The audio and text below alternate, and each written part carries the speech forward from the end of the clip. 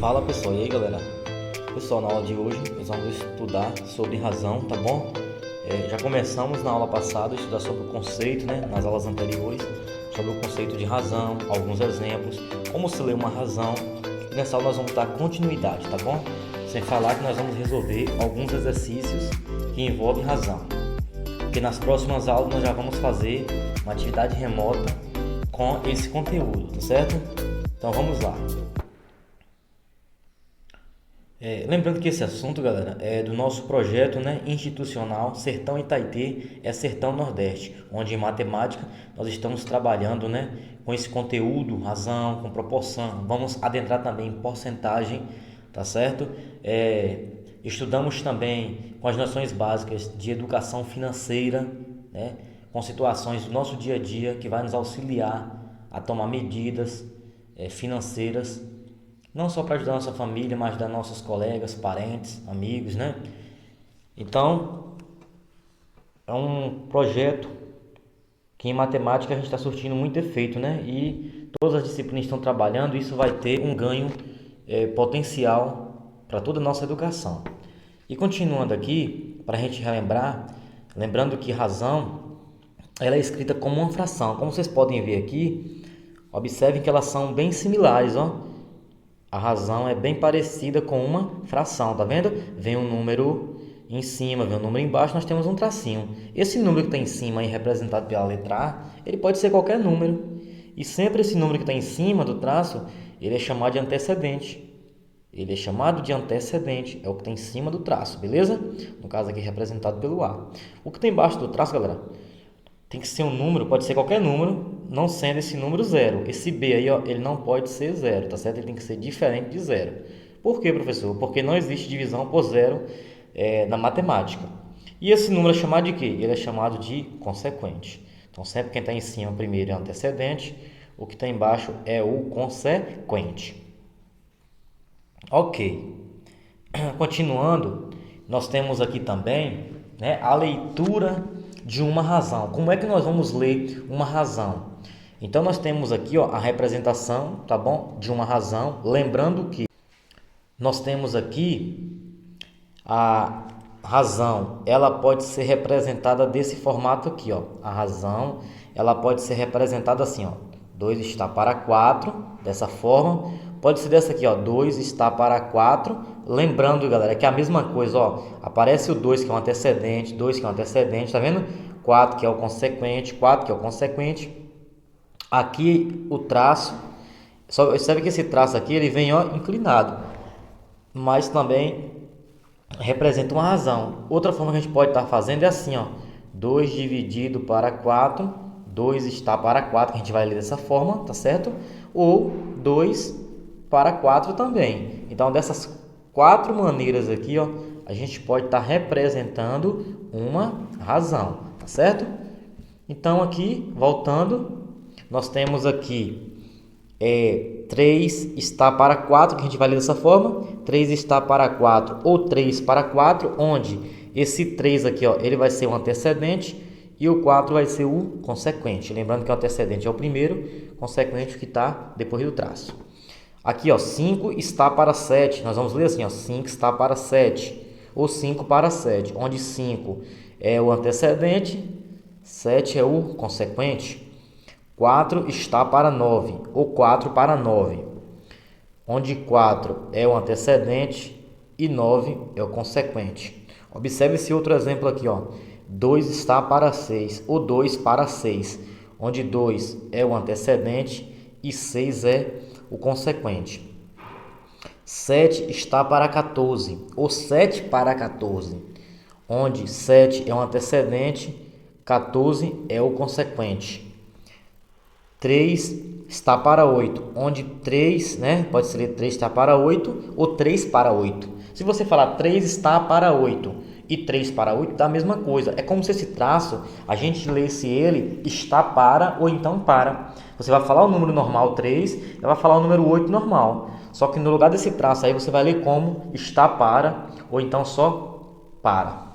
Onde 3 é um antecedente e 8 é o consequente. Isso aqui, galera, só foi para a gente ver como se lê e também identificando, né, os termos da razão, tá certo? O professor fez outras aulas, né, anteriores, retratando, né, abordando de maneira mais objetiva aqui, de maneira mais simples, né, e detalhada também, sobre essa parte da razão. Agora, nós vamos para a resolução, tá certo? Nós temos aqui, ó, um bombom de chocolate possui 30 gramas de peso líquido e 50 gramas de peso bruto. Qual é a razão entre o peso líquido e o peso bruto? E qual seria a razão entre o peso bruto e o peso líquido? Observe que eu vou ter duas coisas diferentes aqui, ó. Eu vou ter duas grandezas, ó. Grandeza é aquele que a gente está medindo. Então eu tenho aqui, ó. Nós temos aqui a 30 gramas para representar o peso líquido. Vou botar aqui, ó, PL para representar o peso líquido e PB para representar o peso bruto. O peso bruto é quanto? 50 gramas. Pronto. Se quer a razão, galera, entre o peso líquido e o peso bruto, observe que peso líquido vem primeiro. Então, peso líquido é 30 e depois eu coloco embaixo o peso bruto, que é 50. Eu posso dividir aqui, ó, 30 e 50, eu posso dividir por 10. É como se eu cortasse esses zeros aqui, ó. 30 dividido para 10 dá 3.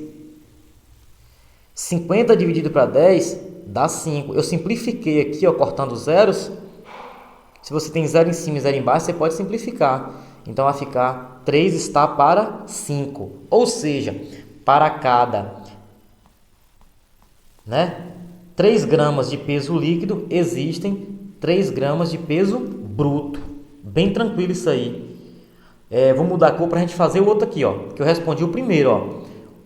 Qual é a razão entre o peso líquido e o peso bruto? Observe que agora pede qual a razão entre o peso bruto e o peso líquido. Novamente, peso bruto, 50. Então, eu vou colocar 50 em cima. E aqui embaixo, peso líquido, 30.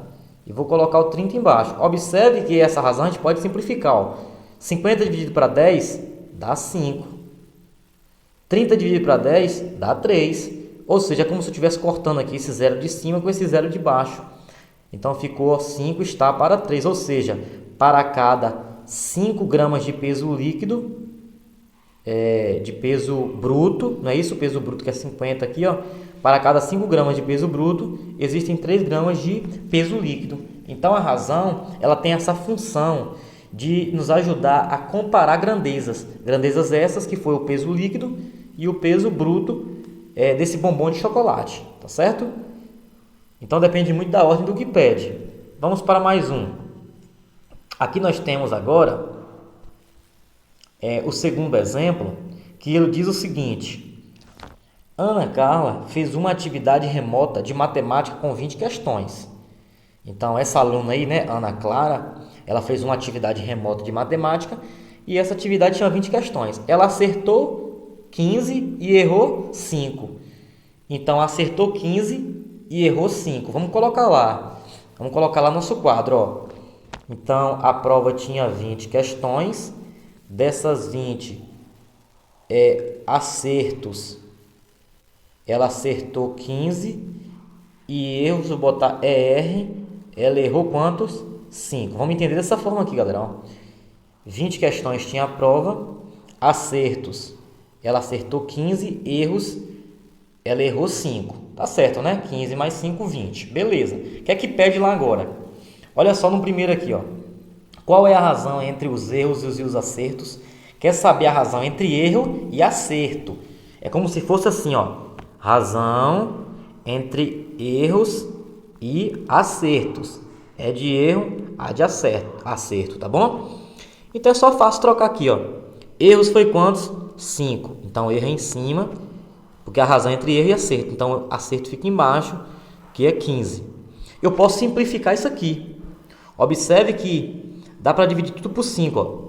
Tanto o número 5 quanto 15 dá para dividir por 5. Ó. 5 dividido para 5 dá 1. 15 dividido para 5 dá 3. Então, eu termino. Ô professor, mas aqui não estava certo? Não estava, né, gente? Só que a gente vai simplificar para ficar menor. Quanto menor ficar, é mais fácil da gente compreender.